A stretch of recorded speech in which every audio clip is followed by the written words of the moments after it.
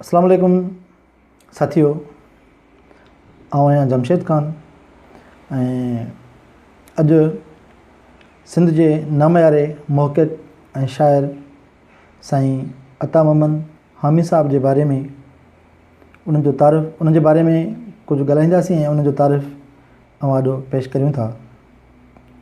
उमेद आहे अव्हांखे पसंदि ईंदो। डॉक्टर अता मोहम्मद हामी अदबी मैदान में हिकु शाइर, मुहक़िक़ ऐं उस्ताद जे हैसियत सां घण पासाई शख़्सियत तौरु ॼातो वञे थो।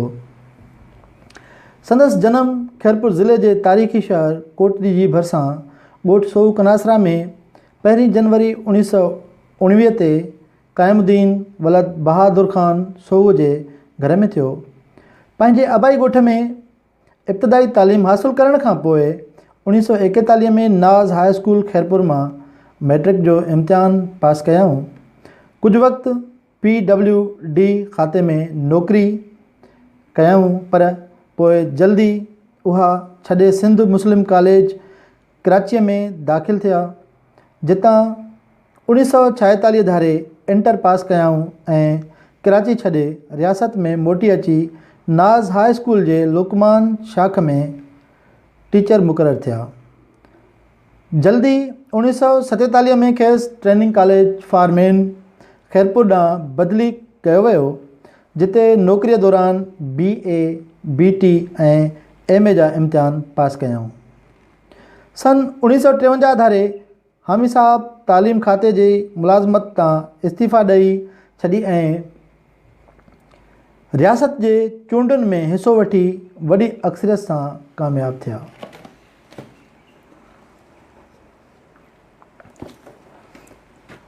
1955 21 अक्टूबर ते 1 यूनिट क़ाइमु थियण सां रियासती वजूद ख़तमु थी वियो, जंहिं करे असेंबली पंहिंजो मियाद पूरो करे न सघी ऐं हामिद साहब जी असेंबलीअ जी मेंबर जी हैसियत बि ख़तमु थी वई। 1 यूनिट क़ाइमु थियण खां पोइ हामिद साहब मुमताज़ कॉलेज खैरपुर में सिंधी जा लेक्चरर मुक़ररु थिया ऐं थोरे अरसे लाइ टंडो, जान मोहम्मद, शिकारपुर ऐं सखर जे कॉलेजुनि में असिस्टेंट प्रोफेसर थी रहिया, पर वरी खैरपुर जे मुमताज़ कॉलेज में एसोसिएट प्रोफेसर थी आया, जितां 31 दिसंबर 1979 ते रिटायर कयाऊं। नौकरीअ जे पोएं हिसे में हामिद साहब जन professor doctor Ghulam Ali Alana जे निगरानी में सिंध यूनिवर्सिटी मां खैरपुर जे मीरनि जो अदब, सियासत ऐं सक़ाफ़त में हिसो जे उनवान ते PhD कयाऊं। उन्हीअ तहक़ीक़ी मक़ाले खे शाया करण जो पहिरियों एज़ाज़ 1994 में इंस्टीट्यूट ऑफ सिंधोलॉजी खे हासिलु आहे। हामिद साहब जिन मुख़्तलिफ़ मौज़ूअनि ते केतिरा ई किताब तसनीफ़ कया, जिन मां कुझु अव्हांखे ॿुधायूं पिया।